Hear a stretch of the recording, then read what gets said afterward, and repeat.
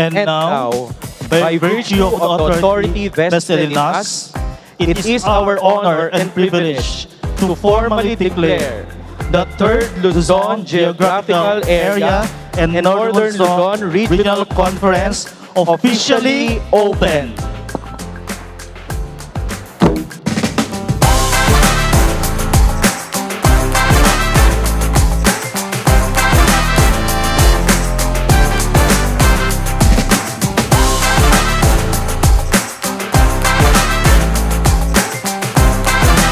The City Mayor of Ilagan, Honorable Jose Marie Lagui Diaz, DMD MBA, to be represented by the equally excellent and hardworking Vice Mayor, Honorable J. Ivson C. Diaz. A round of applause, please.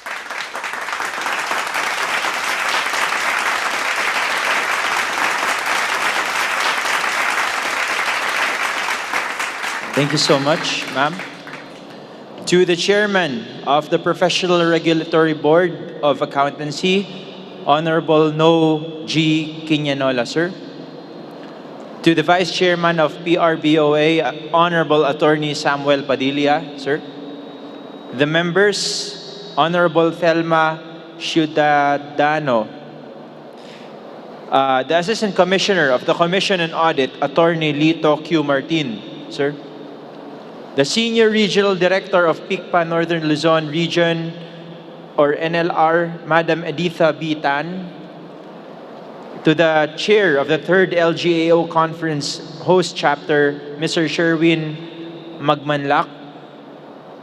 To all the PICPA Northern Luzon Region sectoral representatives, all chapter presidents and officials of PICPA chapters, resource speakers, of course, my colleagues in the City Council, Honorable Tabangcura, Manaligod Jr., Olalia, Honorable Nebalasca, Mata, Malunay, Servilia, Bringas, Belio, Gawiran, Honorable former Mayor Evelyn Diaz, Honorable Rachel Villanueva Garcia, sa lahat po ng mga CPAs from Region 1, 2, and Cordillera Administrative Region, sa ngalan po ni Mayor Jose Marie L. Diaz, bumabati po kami at ng local government unit ng isang magandang sumusulong na hapon po sa ating lahat.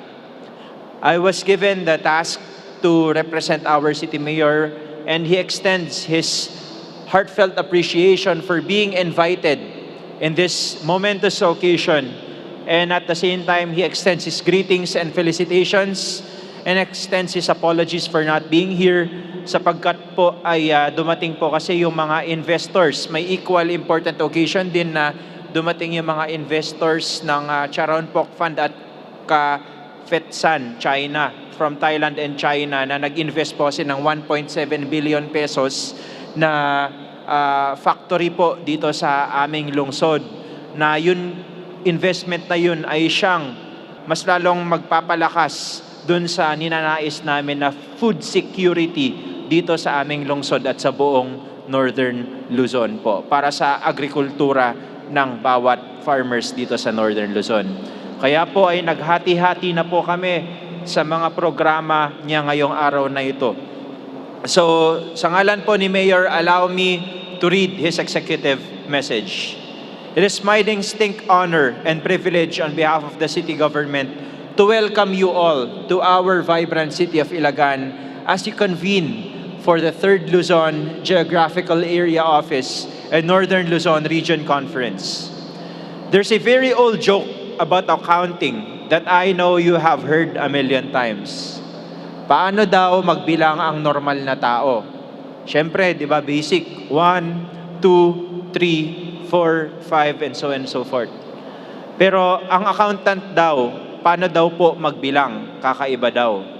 A1, A2, A3, A4, and kasi daw accounting.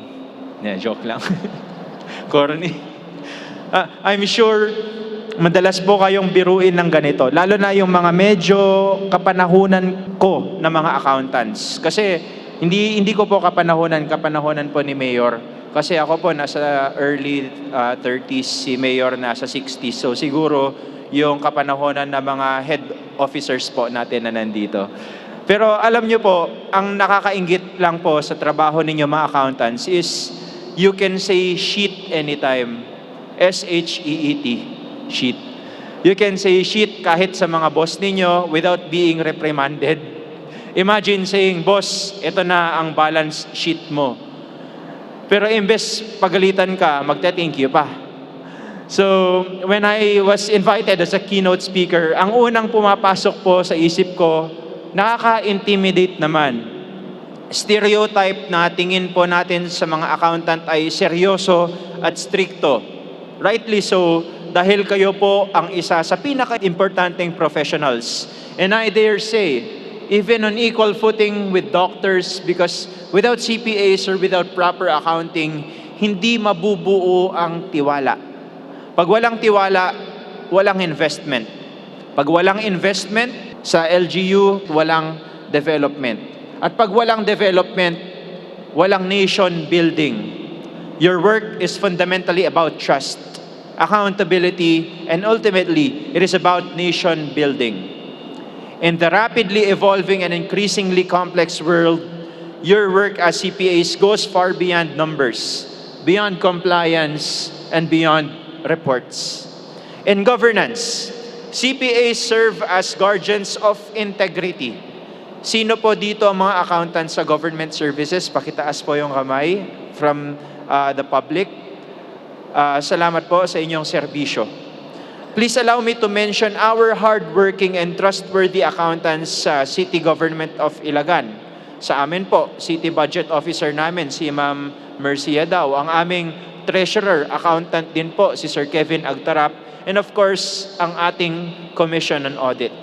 In the field of governance, your expertise enables us to translate plans into programs and programs into meaningful services that uplift the lives of our constituents. Kayo po ang sandigan ng ating mga constituents in ensuring that public funds are managed prudently, transparently, and responsibly, making governance not only functional but credible. Pinapaabot po ni Mayor, as a mayor, he has personally witnessed how crucial your profession is in translating action into impact. Hindi lamang sa mga public accountants, pati sa private accountants. Plans alone do not change lives, but budgets alone do not create progress. It is the proper management, the faithful execution, and the accountable reporting of these resources that turn vision into reality. Yung mga nasa private practice po, sino po yung mga nasa private practice o yung mga nasa corporate accounting? Pakitaas po yung kamay. Napakahalaga din po ng parte ninyo as an important catalyst for growth and stability. You provide the financial clarity that empowers entrepreneurs to make informed decisions, encourages investors to take confident steps, and enable enterprises to expand, innovate, and create jobs. In doing so, you strengthen not only individual organizations, but the entire economic ecosystem. Katulad po ng mga madalas sabihin ng accountant namin, tuwing may mga expansion plans kami, show me your budget and I will show you your priorities.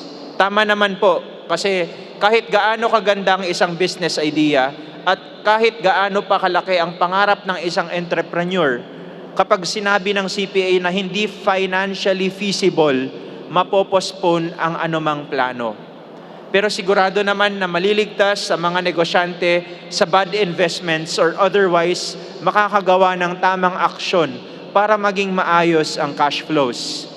Similarly, pag sinabi ng isang accountant na ang isang business enterprise ay financially healthy at feasible, biglang tumataas ang confidence ng negosyante at ng mga investors. In terms of nation building, your impact as a CPA becomes even more profound. Nation building is not just about infrastructure project developments or business expansions.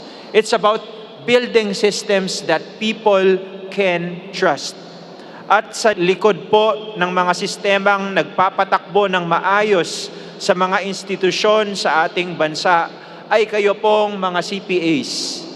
Tahimik na nagtatrabaho at hindi napapansin, pero napakalaki ng impact because you ensure that systems work, that standards are upheld, and that public trust is preserved. Kaya po, very appropriate ang theme nyo today, from action to impact. In an era when transparency is demanded, efficiency is expected, and integrity is non-negotiable, CPAs stand at the forefront. You ensure that governance is not only effective but ethical. You ensure that growth is not only rapid but sustainable, and you ensure that progress is not only achieved but shared. You are not just accountants, you are nation builders, protectors of trust, and partners in progress.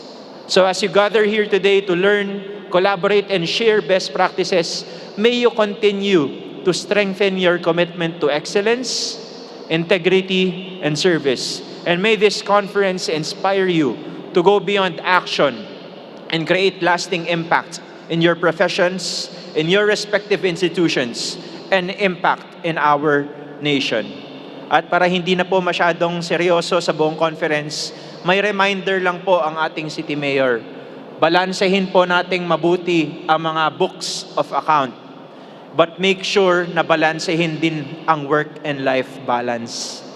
Huwag lang puro Microsoft Excel ang atupagin, mag-Excel din po tayo sa ating personal na buhay.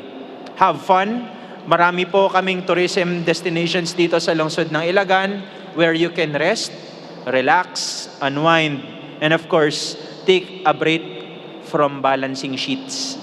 We hope you make the most of your stay, explore, make friends, and have a truly memorable and enjoyable experience. At sana po pag uwi ninyo, hindi lamang memories ang dala ninyo, kundi inspiration to continue being the CPAs that our nation needs. On behalf of the local government unit of Ilagan, on behalf of the City Council, and on behalf of the 180,000 Ilagueños, welcome po sa aming lungsod.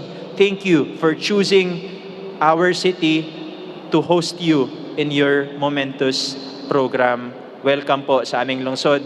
Mabuhay po kayo lahat, and to God be all the glory.